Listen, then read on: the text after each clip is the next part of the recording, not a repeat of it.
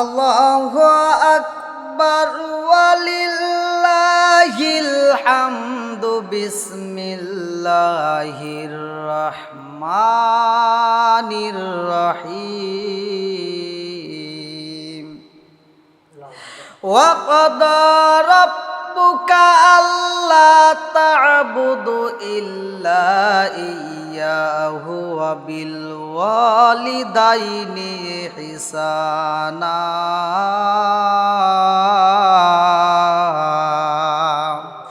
আমার আল্লাহ তাআলা বলে মা বাবাকে খেদমত করার কথা আমার আল্লাহ উল্লেখ করলেন। বাগদাদের জমিনে এমন একজন ব্যক্তি মায়ের খেদমত করতো রে ভাই, যেই ছেলেটা মায়ের সেবা যত্ন করতো, সব সময় মায়ের আদর পাইয়ার জন্য, মায়ের ভালোবাসা পাওয়ার জন্য, মায়ের দোয়া পাওয়ার জন্য ওই ছেলেটা মায়ের খেদমতে লিপ্ত থাকতো। জনম দুঃখনি মা এমন একটা রুমের ভিতর বন্দি, যেই মা নিজের খাবার নিজে তৈরি করতে পারে না, নিজে গোসল করতে পারে না। আরে সন্তান মায়ের পাগল হইয়া গো মায়ের খেদমতে লিপ্ত হয়। মায়ের নিজে রান্না কইরা নিজে রুটি বানাইয়া মায়ের খাওয়ায়, নিজে মায়ের গোসল করায়, মায়ের কাপড়গুলো নিজে ধৌত করে দেয়, মায়ের বিছানাটা পরিষ্কার করে দেয়। এমন খেদমত করে যে সন্তান খেদমত করতে করতে অনেক দিন পার হয়ে যায়। কত মানুষ সোনার মক্কা মদিনায় যায় হজ করার জন্য পাগল হইয়া। এই আল্লাহর বান্দা বাগদাদের জমিন থেকে দরবেশ, তিনিও আমার নবীর দরবারে যাওয়ার জন্য পাগল হয়। যারা বন্ধু বান্ধব যারা হজে যাইব গো, এই দরবেশ যায়া তাদের কাছে যায়া দুইটা চোখের পানি পালায়া কান্দে আর কয় আমার রহমাতাল লিল আলামিন নবীর দরবারে যাইতে চাই, তোমরা যাইবা আমার নবীর দরবারে যাইয়া আমার সালাম দিও। আমি তো যাইতে পারলাম না, আমার জনম দুঃখিনী মাটা অসুস্থ, আমার মা না জানি কোন সময় মারা যায়, আমার মায়ের খেদমতে আমার থাকতে হয়। আরে দরবেশে মায়ের খেদমতে লিপ্ত হয়ে গেছে গো, মা জননীর এত ভালোবাসি এত খেদমত করে। হজের মৌসুমে সব নাম ঠিকানা সবাই লিখিত করে, কে কে এই বছরে হজে যাইব। আল্লাহর বান্দা দরবেশ যায়া মায়ের কাছে কান্দে আর কয় মা, মা গো মা। সবাই হাজিরা হজ করার জন্য সবাই রওনা দেয়। ও মা, আমারে তুমি অনুমতি দাও, আমিও যাইতে চাই সোনার মক্কা মদিনায়। প্রেম যদি শিখবি রে মন, প্রেম যদি শিখবি রে মন, সব সেরে চল মদিনায়। আমার দিনের নবী যেই দেশে গো মাই, প্রেম যদি করবি রে মন, প্রেম যদি করবি রে মন, সব সেরে চল মদিনায়। আমার দিনের নবী যেই দেশে গো মায়।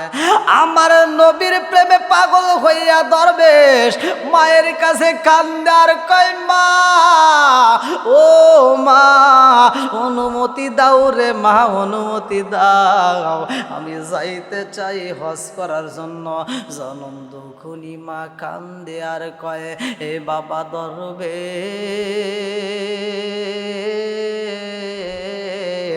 ও বাবা তুমি যাইতে চাও হজ করতে বাবা, ও বাবা তুমি যদি হজের উদ্দেশ্যে বের হয়ে যাও, আমি জনম দুঃখনি মায়ের খেদমত কে করবে রে বাবা?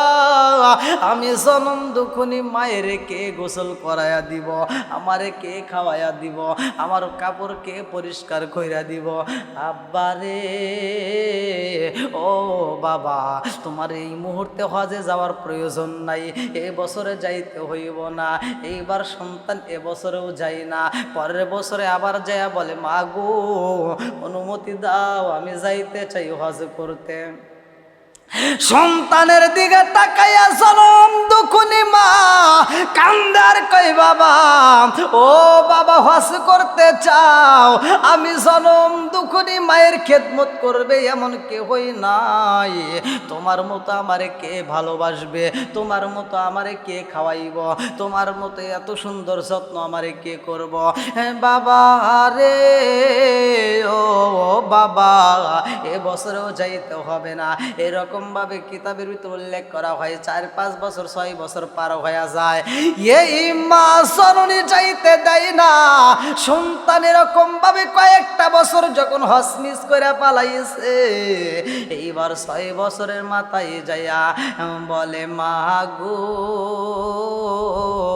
আমি যাইতে চাই হজ করতে, আমারে তো তুমি অনুমতি দাও না। জনম দুখুনি মা কান্দে আর কই বাবা রে, তুমি যদি হজে যাও আমারে কে আদর করবে, আমারে কে খাওয়াইব, আমি জনম দুখুনি মারে কে মা কয়া ডাক দিব। ও বাবা তুমি যদি হজে যাও আর আমি জনম দুখুনি মা যদি মইরাই যাই, কে আমার জানাজায় শরীক হইব, কে আমার কবরের পাশে দাঁড়াইব, কে আমার কবরে মাটি দিব, কে আমার জন্য দোয়া করব। বাবা এই মুহূর্তে তোমার হজে যাওয়া যাইব না। সন্তান কয় মা গো এরকম ভাবে তো তুমি অনেক বছর আমারে নিষেধ করছো, তুমি তো মরো না। ও মা আমি এবছর হজ মিস করতে পারবো না, আমি যাব হজে মা। ও মা তুমি যদি অনুমতি না দাও তারপরও আমি হজে যাব। এই সন্তানটা মায়ের মনে কষ্ট দিয়া, মায়ের মনে দুঃখ দিয়া হজের উদ্দেশ্যে বের হয়ে যায়। আমার আল্লাহর নীলা খেলা বোঝা যায় না রে ভাই।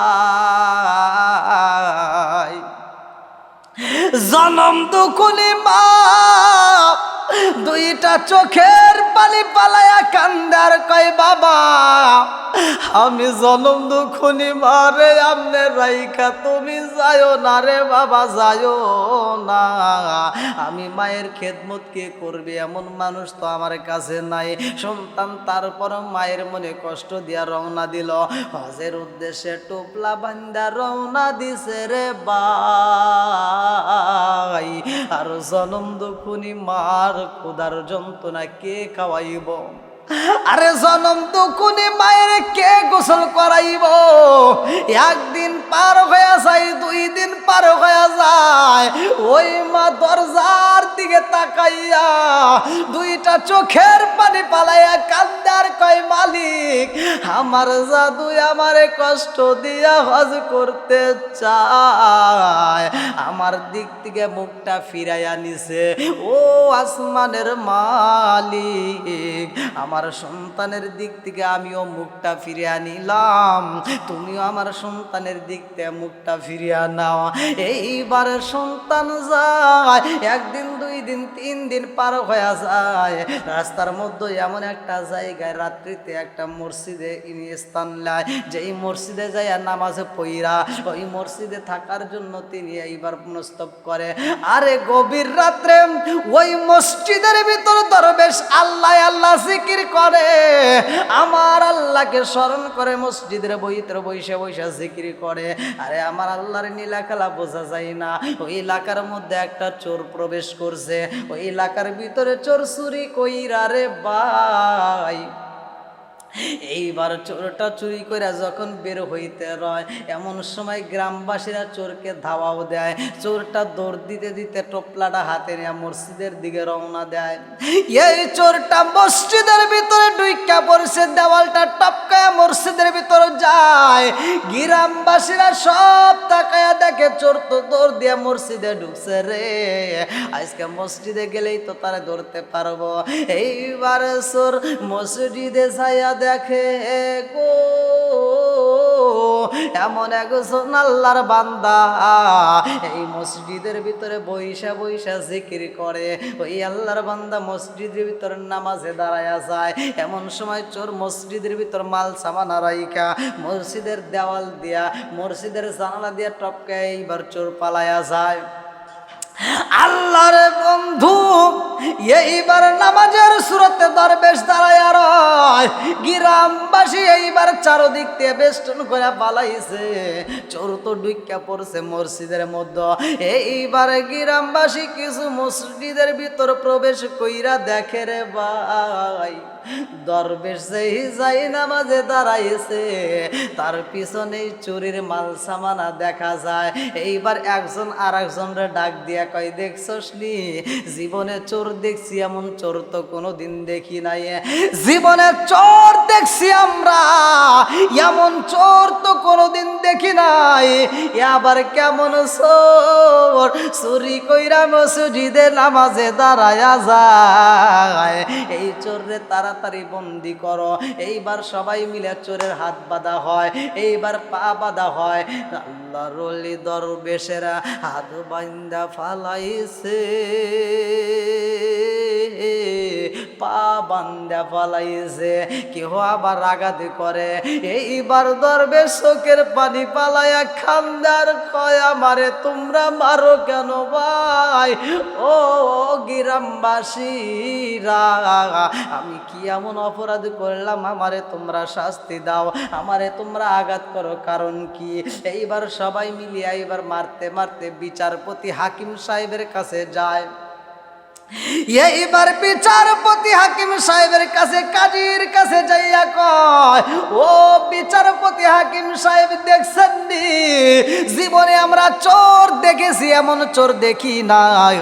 আবার কেমন চোর, রাত্রিতে চুরি কইরা চুরির মাল সামানা মসজিদের ভিতরে রাইখা নামাজ পড়ে, এরকম চোর তো আমরা কোনোদিন দেখি নাই।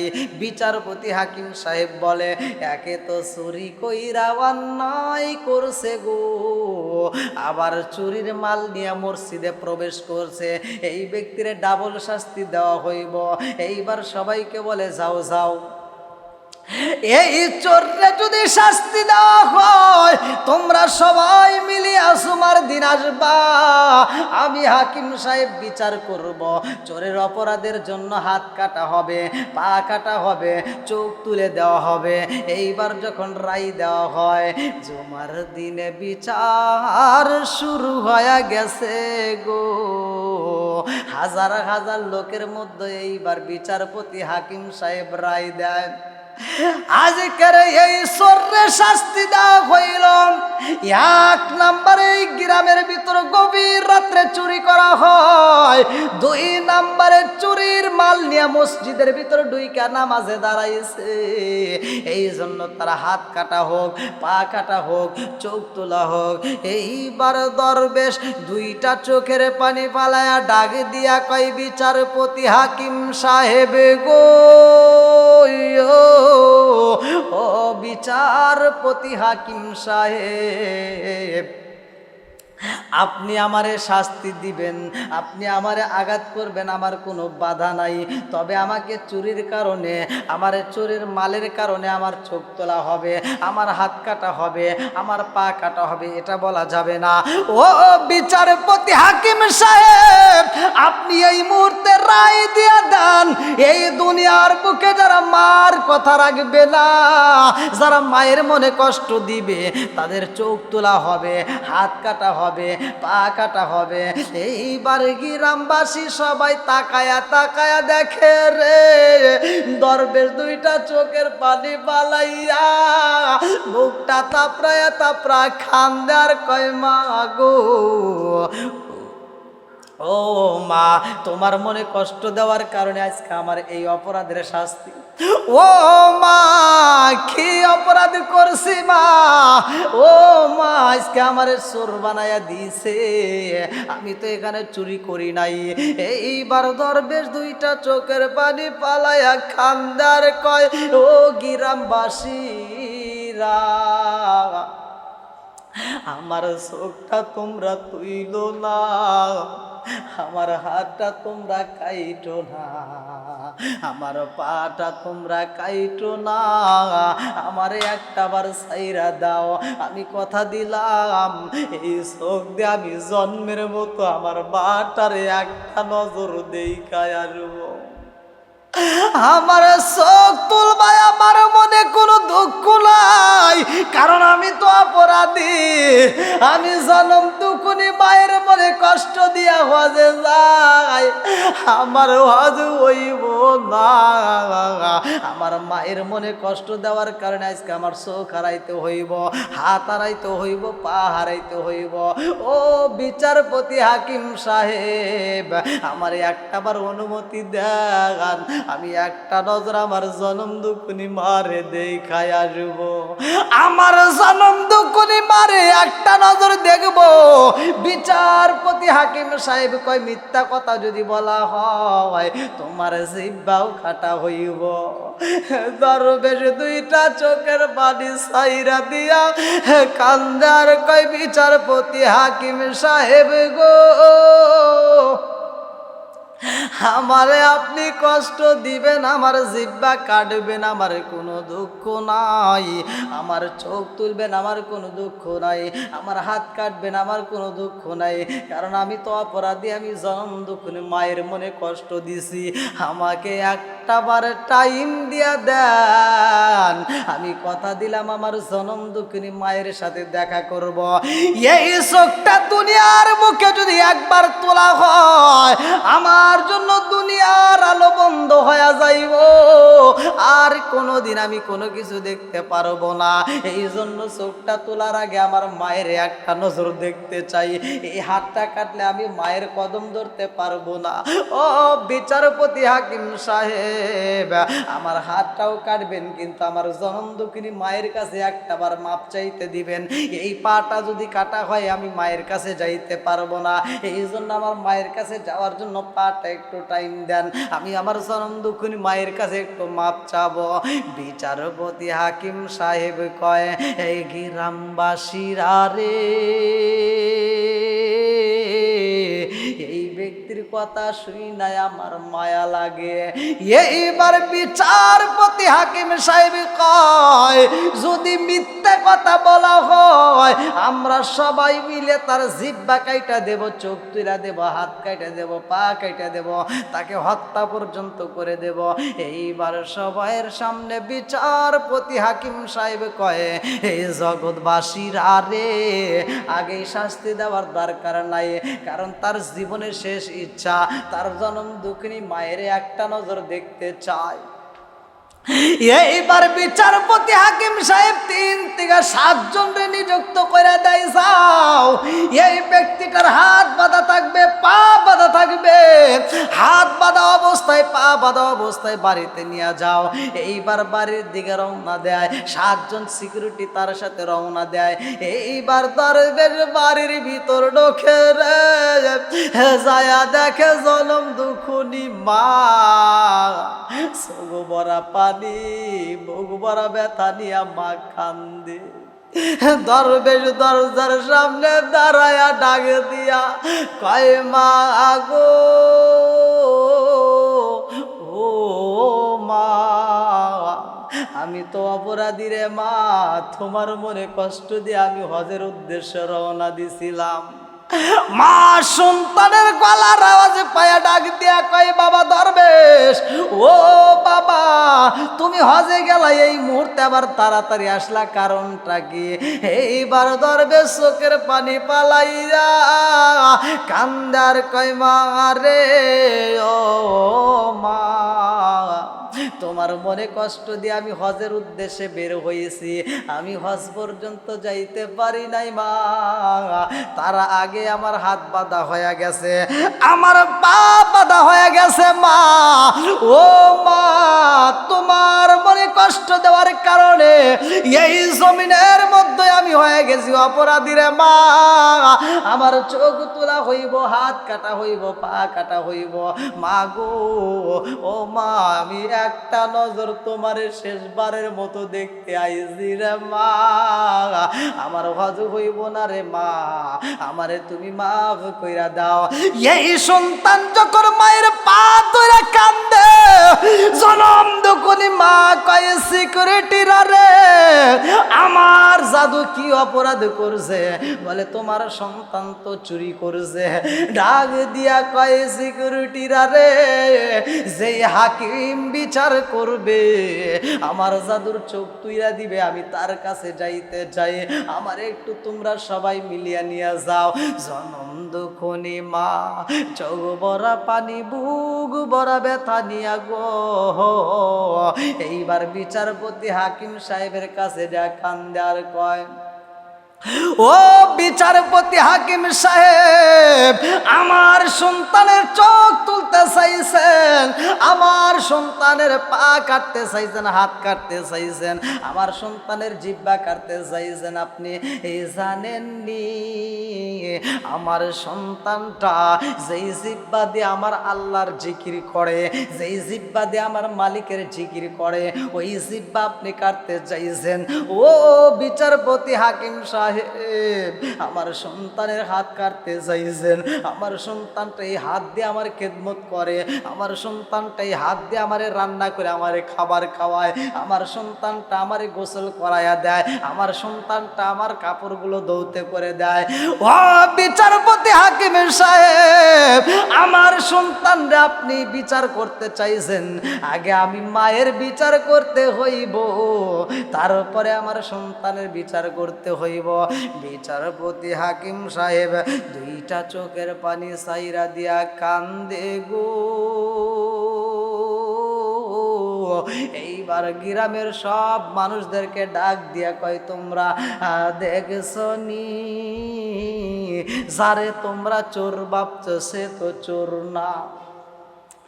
এমন সময় তার বেশি কান্দার কয়, আল্লাহ এই জমিনের মধ্যে আমি তো শুধু মায়ের সাথে অপরাধী করছি, আমি তো কোনো মাল চুরি করি নাই। এমন সময় চোরের সন্ধান বের হয়ে যায় গো, যেই চোরটা চুরি করছে সেও মজলিসে হাজির হয়। এইবার দরবেশ ডাক দিয়া কয়, বিচারপতি হাকিম সাহেব, আমি কথা দিয়েছিলাম মায়ের সাথে দেখা করব, এখন আপনি বিচার করতে পারেন। হাকিম যাইয়া দরবেশের হাত ধইরা কান্দে আর কয়, দরবেশ আমরা বুঝা ফেলাইছি তোমার সাথে বেয়াদবি হয়ে গেছে, তুমি আমাদেরকে মাফ করে দাও। গ্রামবাসী যাইয়া সবাই মাফ চায়, যারা দরবেশের হাতে হাত করা দিছে, পায়ে বেরি পড়াইছে, যারা আঘাতি করেছে, সব জনগণ যা দরবেশের কাছে কান্দে আর কয়, আপনি আমাদেরকে মাফ করে দেন। এইবার দরবেশে ডাক দিয়া কয়, বিচারপতি হাকিম সাহেব, আপনি জগতের মধ্যে প্রচার কইরা দেন, মার মনে যদি কষ্ট দেওয়া হয়, মার মনে যদি দুঃখ দেওয়া হয়, ওই সন্তানের দুনিয়াতে অপমানিত লাঞ্ছিত হতে হয়। মার দিকে যদি কষ্ট দেওয়া হয়, মায়ের মনে কষ্ট দিলে আমার আল্লাহ তাকে কষ্ট দেয়, আমার আল্লাহ তার দিকে মুখটা ফিরিয়ে নেয়।